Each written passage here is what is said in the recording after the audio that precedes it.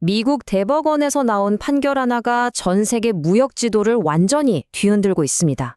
이게 겉으로 보기에는 우리 기업들한테 좋은 소식 같지만 그 속을 들여다보면요. 250조 원짜리 환급 전쟁, 그리고 훨씬 더 교묘해진 관세의 덫이 숨어 있습니다. 오늘 이 양날의 검이 도대체 무슨 의미인지 제대로 한번 파헤쳐보죠. 모두가 자유무역의 승리다 이러면서 환호할 때 대통령은 딱 이런 말을 남겼습니다. 그들의 춤은 오래가지 않을 것이다. 이게 그냥 화가 나서 한 말이 아니었어요. 앞으로 벌어질 더 거대한 무역전쟁의 서막, 그 신호탄이었던 겁니다. 자, 그럼 먼저 이 사건이 어떻게 시작됐는지부터 좀 볼까요? 미국 행정부의 공격적인 무역 정책, 그 상징과로 같았던 상호관세라는 거대한 기둥이 있었는데 이게 대법원 판결 한 방에 그냥 무너져 내린 겁니다. 대체 무슨 일이 있었던 걸까요? 대법원이 6대3, 아주 압도적인 결정으로 대통령의 권한남용에 브레이크를 걸럽니다. 핵심을 딱 이거예요. 관세는 세금이다. 그리고 세금을 매길 수 있는 권한은 대통령이 아니라 오직 의회에만 있다. 헌법의 가장 기본적인 원칙을 다시 한번 확인시켜 준 거죠. 다시 말해서 행정부가 국가 비상사태라는 걸 아무데나 갖다 붙이면서 의회를 무시하고 마음대로 관세를 때릴 수는 없게 됐다는 뜻입니다. 자, 그럼 법적 근거가 사라졌으니 이제 다 괜찮아진 걸까요? 하지만 안타깝게도 진짜 문제는 이제부터 시작입니다. 두 번째, 바로 이 돈 문제가 걸려 있습니다. 판결이 나오자마자 정말 천문학적인 규모의 재정 문제가 수면 위로 떠올랐는데요. 바로 역사상 유례없는 관세 환급 전쟁이 시작된 겁니다. 금액이 얼마냐면 무려 250조 원. 네, 우리 돈으로 250조 원입니다. 이게 상상이 되시나요? 그동안 부당하게 관세를 물어왔던 기업들이 당연히 돌려받아야 할 돈이잖아요. 그런데 정부가 이 돈을 과연 순순히 내줄까요? 자동으로요? 어림도 없죠. 행정부는 오히려 이 돈을 돌려주는 건 미국 경제를 파탄내는 짓이라면서 엄청나게 반발하고 있습니다. 앞으로 최소 5년은 좋게 걸릴 아주 험난한 법정 싸움을 예고한 셈입니다. 그 과정이 이렇습니다. 이건 그냥 돈 돌려달라고 신청하는 간단한 절차가 아니에요. 거대한 정부를 상대로 우리 기업들이 그것도 하나하나 다 따로 소송을 걸어야 하는 외로운 싸움인 겁니다. 피해 사실 일일이 증명해야 하죠. 정부가 시간을 끌려고 쓰는 온갖 전략들 다 견뎌내야 하죠. 사실상 받아갈 테면 받아가 봐라. 이거랑 똑같은 겁니다. 그런데요, 이 환급 전쟁보다 어쩌면 더 무서운 게 남아 있습니다. 대법원이 정문을 딱 막아서니까 행정부가 더 오래되고 훨씬 교묘한 무기들이 숨겨져 있는 뒷문을 열기 시작한 거죠. 이게 바로 그들의 플랜 B입니다. 자, 이걸 보세요. 예전에는 그냥 모두 20% 이렇게 한 방에 때렸다면 이제는 너는 국가 안보 때문에, 너는 불공정 무역하니까 이런 식으로 명분을 붙여서 특정 산업, 특정 국가의 숨통을 콕 집어서 조일 수 있게 된 겁니다.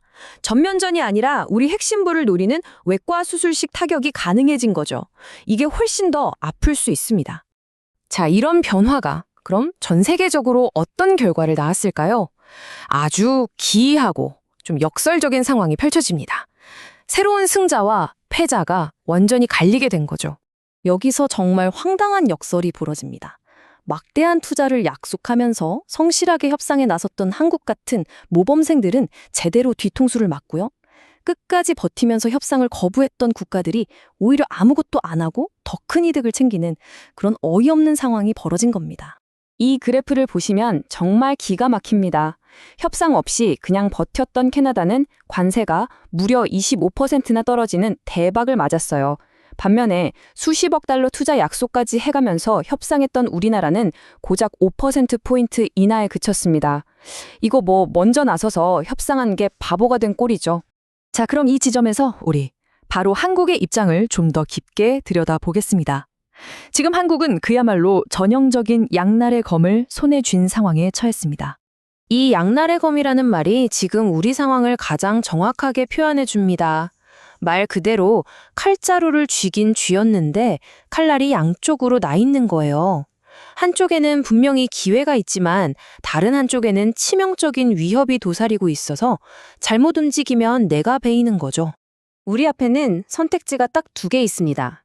하나는 이 판결을 명분 삼아서 이봐, 우리 투자 약속 다시 얘기하고 그동안 낸 관세도 돌려줘. 이렇게 강하게 나갈 기회가 있습니다. 하지만 이 카드를 꺼내는 순간 어떻게 될까요? 바로 미국의 플랜 B가 발동돼서 반도체, 자동차 같은 우리 핵심 산업이 직접적인 보복 관세의 표적이 될 위협에 직면하게 되는 겁니다. 자, 이제 오늘 이 분석을 보고 계신 우리 기업의 리더분들, 투자자분들, 그리고 창업가 분들에게 가장 중요한 질문으로 넘어가 보겠습니다. 그렇다면 이 불확실성의 폭풍 한가운데에서 특히 우리 스타트업이나 중소, 중견기업들은 대체 어떻게 살아남아야 할까요? 더 이상 정부의 협상이나 무역 합의 같은 것에만 기댈 수는 없습니다. 이제는 기업 스스로가 생존 전략을 짜야만 하는 시대가 온 겁니다. 먼저 어디가 지뢰밭인지부터 파악해야 합니다. 철강, 자동차, 반도체, 태양광. 이 산업들은 미국이 국가 안보라는 명분을 갖다 붙여서 표적 공격하기가 가장 좋은 분야들입니다. 특히 이 분야에 계신 우리 중소, 중견 기업 대표님들 지금 정말 바짝 긴장하셔야 합니다. 당장 우리 회사 비상계획 다시 점검해봐야 할 때입니다. 자, 그럼 대응 전략은 뭘까요? 이 네 가지만 기억하시면 됩니다. 첫째, 더 이상 미국 하나만 바라보지 않는 시장 다변화. 둘째, 아예 미국 안에서 만들어서 관세 자체를 피하는 생산 현지화. 셋째, 중국이나 특정 국가 부품에 목매지 않는 튼튼한 공급망 강화. 그리고 가장 중요한 마지막, 다른 누구도 따라올 수 없는 우리만의 초격차 기술을 만드는 겁니다. 이게 바로 우리 기업들의 생존 로드맵이 될 겁니다. 결국 이번 판결이 우리에게 말해주는 건 무역 전쟁이 끝난 게 아니라 예측 불가능한 각자 도생의 시대가 본격적으로 시작됐다는 신호탄입니다. 자, 이제 우리에게 남은 질문은 이것입니다. 언제든 종이 쪼가리가 될 수 있는 무역 합의서를 믿으시겠습니까? 아니면 어떤 폭풍우가 몰아쳐도 끄떡 없는 우리만의 단단한 회복력을 키우시겠습니까?